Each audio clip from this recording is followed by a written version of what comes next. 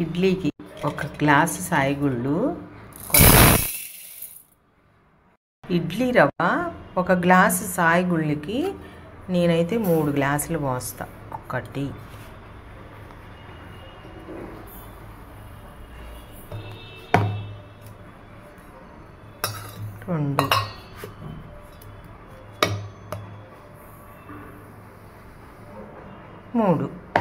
3 గ్లాసులు.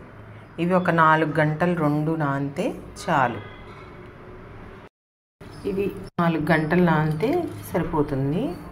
ఇడ్లీ రవ్వ కూడా దీంతో పాటు నానబెట్టేసుకుంటే సరిపోతుంది. మరి మెత్తగా రావాలంటే ఇడ్లీలు 1 సాయిగుళ్ళు వేస్తే 3 ఇడ్లీ రవ్వ వేయాలి. ఈ పిండి అయితే మిక్సీకి వేసాను. ఇంకా ఇడ్లీ రవ్వలో కలిపేద్దాం. ఇది 5 గంటలు అయితే నానితే సరిపోతుంది. నేను ఇది రాత్రి అంతా బయటే ఉంచేస్తా, ఫ్రిడ్జ్లో ఏం పెట్టను.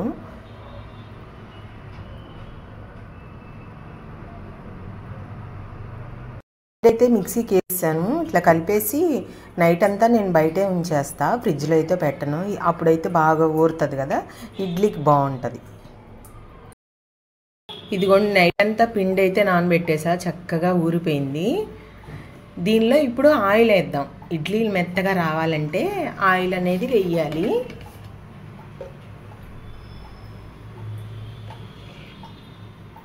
ఇదిగోండి, ఇంత గరిటతో 2 స్పూన్లు ఇంత గరిటతోటి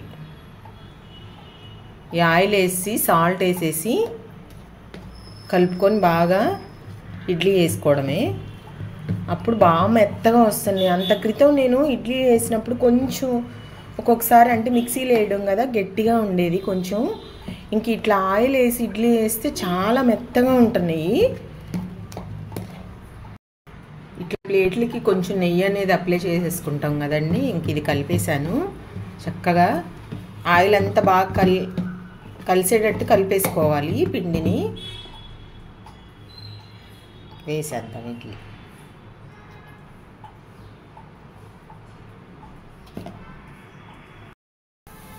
చూసారా ఎంత మెత్తగా వచ్చినాయో.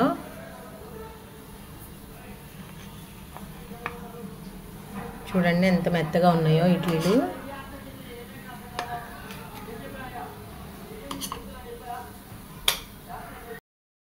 చూసారా ఎంత మెత్తగా ఉన్నాయో, స్పాంజీ లాగా వచ్చినాయి. ఆయిల్ వేసుకోండి పిండిలో, అంతే. ఇంకా మనం ఇడ్లీ కొలతేమో చూపించాను, ఫస్ట్లో ఉంది. 1 గ్లాసు సాయిగుళ్ళు అయితే 3 గ్లాసులు ఇడ్లీ రవ్వ. ఓకేనండి. నా వీడియో నచ్చితే లైక్ చేయండి, షేర్ చేయండి, సబ్స్క్రైబ్ చేసుకోండి. Okay, thank you.